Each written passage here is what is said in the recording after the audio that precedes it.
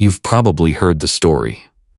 Britain went to war with China because China dared to ban opium, and Britain wasn't going to let something as small as a nation's own laws get in the way of selling drugs to millions of people. It's a clean story. A greedy empire, a moral stand by China, a war fought over dope. But here's the problem with that version. It treats opium as the point of the story, when it was actually the solution to a completely different crisis that had nothing to do with getting anyone high. The real origin of the Opium Wars isn't a drug story, it's a currency crisis. A structural imbalance in global trade that had been building for over 100 years, and opium was simply the fastest fix anyone found for it. Understand that, and you understand why nations still go to war over trade imbalances today. They just don't usually admit it. Let's start with the version you already know, because it deserves to be told fairly before we take it apart. By the early 1800s, the British East India Company and a growing crowd of private traders were shipping enormous quantities of opium from British India into southern China. Addiction spread through Chinese port cities and inland provinces. Chinese officials, watching silver drain out of the country and the emperor's own subjects fall into dependency, tried to stop it. In 1839, an imperial commissioner named Lin Zexu marched into Canton, seized roughly 20,000 chests of British opium, and destroyed them, dissolved in pits of water, lime and salt, then flushed out to sea. It was a dramatic, principled act. Britain's response was not principled. It was gunboats. The Royal Navy arrived, the war that followed forced China open at the barrel of a cannon, and the resulting Treaty of Nanking handed Britain Hong Kong, forced open 5 Chinese ports to foreign trade, and left China paying an indemnity for the opium it had every right to destroy. Historians call it, plainly, the Opium War. The name itself tells you what the fight was supposedly about. That's the story most people carry around. An empire addicted a nation for profit, and when that nation tried to stop it, the empire went to war to keep the drugs flowing. It's not a fabricated story. Every event in it happened. It leaves out almost everything that explains why it happened, though. And once you look at the parts it leaves out, the picture stops looking like a simple morality tale. Start with a date that has nothing to do with opium at all. 1757. That's when the Qing government locked all foreign trade with China into a single port. Canton, under a system historians call the Canton System. Foreign merchants couldn't travel inland. They couldn't deal directly with Chinese producers. Everything had to run through a licensed guild of Chinese merchants. And the terms were set entirely by Beijing, not by the traders showing up with ships full of goods to sell. And here's the detail that actually matters. China would only accept payment in silver, not British wool, not European manufactured goods, silver and only silver. That single condition created a problem for Britain that had nothing to do with drugs and everything to do with math. By the early 1800s, Britain had developed an addiction of its own to tea. Chinese tea had become so central to British daily life that by the 1830s, the tax on tea imports alone made up something close to 1/10 of the entire British government's revenue. Silk and porcelain added to the appetite. China, meanwhile, wanted almost nothing Britain had to sell in return. The result was a one-way river of silver flowing out of Britain and into China, year after year, decade after decade, with no way to reverse it through ordinary trade. A nation cannot run a permanent silver deficit forever. Something had to close that gap. What no one in the popular version tells you is that opium wasn't chosen because Britain wanted to addict a population. It was chosen because it was the only commodity Britain controlled that Chinese buyers wanted badly enough to pay for it themselves, in silver, reversing the flow. The East India Company held a monopoly over opium production in Bengal, India, and it built an entire administrative system around it. Cultivation quotas, licensing. An auction house in Calcutta, where the opium was sold not directly by the company itself, but to private country traders, who then carried it to China and sold it on the ground in Canton. This distancing wasn't an accident. It let the company profit from opium's silver-generating power, without formally being the one smuggling it past Chinese law. By the 1820s and 1830s, opium had become the single largest commodity in world trade, and for the first time in over 2 centuries, the direction of silver flow between East and West began to reverse. Britain's currency problem was being solved. China's was just beginning. Historians still point to this reversal as the moment the conflict stopped being about 2 trading partners with different tastes and became a structural collision over who controlled the flow of money itself. Because the opium trade didn't just addict individual people in China, it destabilized the entire Chinese monetary system. Ordinary Chinese subjects paid local taxes in copper coins, but the imperial government calculated its books in silver. As silver drained out of the country to pay for opium, the exchange rate between copper and silver shifted hard against ordinary people. A farmer's tax bill, priced in silver equivalent terms, effectively rose even if he'd paid the same number of copper coins as the year before.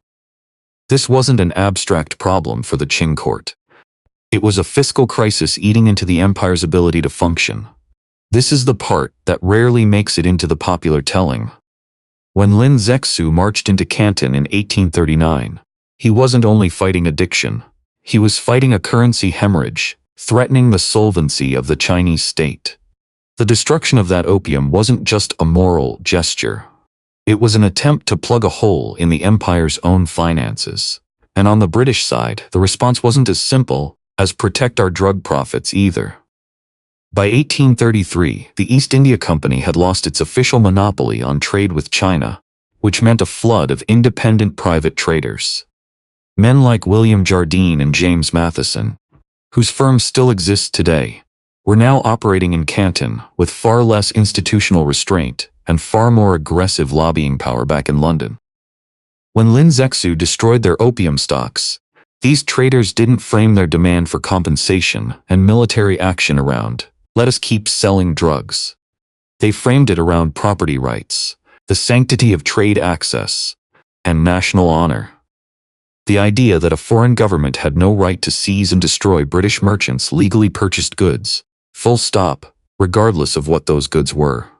What no one realized yet, sitting in Parliament in the spring of 1840, was how close that argument would come to failing entirely. The vote authorizing military action passed 271 to 262. 9 votes. A young William Gladstone, later to become one of Britain's longest-serving prime ministers, stood up and called it a war he could not think of, more unjust in its origin. A war that would leave a permanent disgrace on the country. This detail alone should stop the simple version of the story cold. If this had truly been a straightforward case of an empire defending its right to addict a foreign population for profit, it shouldn't have been a 9-vote nail-biter with one of the era's rising political stars publicly condemning it on moral grounds. The war passed because enough of Parliament could be convinced it was about trade access and property rights, not because Britain collectively decided that selling opium was worth fighting for on its own merits. So follow the money instead of the moral framing, and look at what Britain actually walked away with when the war ended in 1842. The Treaty of Nanking gave Britain Hong Kong. It forced open 5 Chinese ports: Canton, Amoy, Foochow, Ningpo, and Shanghai, to British trade, ending the century-old Canton System single-port restriction. It imposed an indemnity China had to pay Britain. It established the beginnings of extraterritoriality, the principle that British subjects in China would answer to British law, not Chinese law. What it did not do is legalize opium. That's easy to miss, because it cuts directly against the war to keep selling drugs narrative. Opium's legal status in China wasn't formally settled until the Treaty of Tientsin in 1858, 16 years later, after a second war fought for almost exactly the same underlying reason. Market access. The Second Opium War, from 1856 to 1860, gets far less attention in the popular telling, but it makes the pattern unmistakable.